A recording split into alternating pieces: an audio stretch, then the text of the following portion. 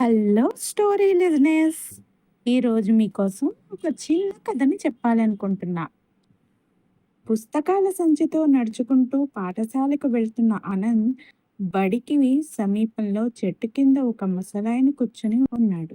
అయ్యా, 3 రోజుల నుంచి ఏమీ తినలేదు, ఆకలిగా ఉంది అంటూ దారిని పోయే వాళ్ళను ముందు చేయి చేస్తున్నాడు. కానీ ఎవరూ పట్టించుకోవటం లేదు.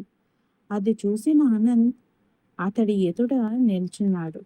అంతలోనే తనతో పాటు 9వ తరగతి చదువుతున్న ప్రదీప్ సైకిల్ పైన స్కూలుకి వెళ్తూ అనంత్ను చూసి ఆగాడు. హాయ్ అనంత్, మీరు పేదవాళ్ళు, నీ దగ్గరే ఏమీ ఉండదు, ఇక ఆయనకి నువ్వేమిస్తావు? మేము బాగా ఉన్నవాళ్ళం. లంచ్ టైంలో ఏమైనా కొనుక్కునేందుకు నేను ఇంటి నుంచి డబ్బులు తెచ్చుకున్నాను. అందులోంచి రూపాయి ఇస్తానులే అంటూ చేతిలో పెట్టి వెళ్ళిపోయాడు ప్రదీప్. కాసేపటి తర్వాత అనంత్ కూడా క్లాసుకు వెళ్ళిపోయాడు.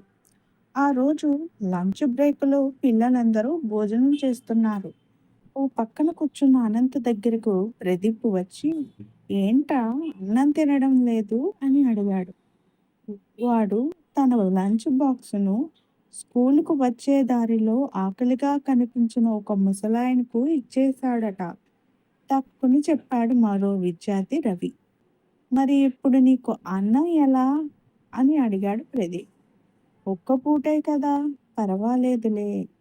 ఆ తాత 3 రోజుల నుంచి ఏమీ తినలేదట, అందుకే నేను తెచ్చుకున్నది ఇచ్చేశాను. సాయంత్రం ఇంటికెళ్ళాక తింటాను కదా, పర్లేదులే అంటూ బదులిచ్చాడు అనంత్. నేను నా దగ్గర అదనంగా ఉన్న డబ్బులో కొంత దానం ఇచ్చాను, కానీ నువ్వు నీ కోసం తెచ్చుకున్న అన్నాన్ని ఇచ్చావు. నిజమైన దానం నీదే, అసలైన ధనవంతుడివి నువ్వే అంటూ తన భోజనంలో సగం అనంత్కు ఇచ్చాడు ప్రదీప్. అప్పట్నుంచి తాను డబ్బున్నవాడినన్న గర్వాన్ని విడిచిపెట్టాడు. అహంకారం లేని దానగుణం అలవాటు చేసుకున్నాడు.